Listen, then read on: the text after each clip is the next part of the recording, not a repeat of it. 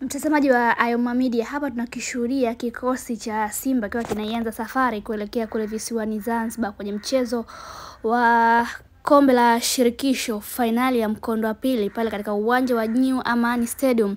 Na tayari Simba wamewasili hapa bandarini kwa ajili ya kuianza safari hiyo kuelekea kule visiwani Zanzibar. Mchezo wa raundi ya pili utapigwa pale katika uwanja wa New Aman tarehe 25 ya mwezi huu wa 5, na tayari Simba wameanza maandalizi hayo kuelekea huko visiwani Zanzibar kwa ajili ya kuhakikisha kwamba wanajiandaa vizuri na mchezo huo. Mchezo wa raundi ya kwanza pale katika uwanja wa Manispaa ya Berkane ulitamatika kwa kikosi cha Simba kupoteza goli 2-0, na hivi sasa Simba wanakwenda kufanya maandalizi kuhakikisha kwamba wao wanafanya comeback ya goli hizo 2 na pengine kuongeza goli zingine au kuchukua ubingwa. Na malengo ya klabu ya Simba safari hii wanakuambia hii tunabeba, kwa maana kwamba wanalitaka kombe la shirikisho barani Afrika. Wao kama Simba tayari wako hapa katika bandari ya Dar es Salaam kwa ajili ya kuanza safari sasa kwenda kufanya vizuri pengine katika mchezo huo na kujihakikishia nafasi ya kulitwaa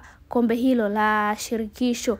Tayari taarifa mbalimbali zinaeleza kwamba RS Berkane watawasili Zanzibar na muda si mrefu kwa ajili ya kuanza safari ya maandalizi sasa ya kombe hilo la shirikisho, ikiwa ni finali ya mkondo wa pili. Na hapa tunakishuhudia kikosi cha Simba kiwa tayari kimewasili hapa na baadhi ya wachezaji tunakwenda kuwashuhudia wakiwa hapa, lakini kwa taarifa zilizopo tu ni kwamba Simba inasafiri na nyota wote wa klabu ya Simba ili kuhakikisha kwamba kama ni kombe basi kila mmoja analishuhudia akiwepo uwanjani, au hasa kama ni kuvaa medali basi kila mmoja anajumuika na wachezaji wenzake kwenye uvaaji wa medali.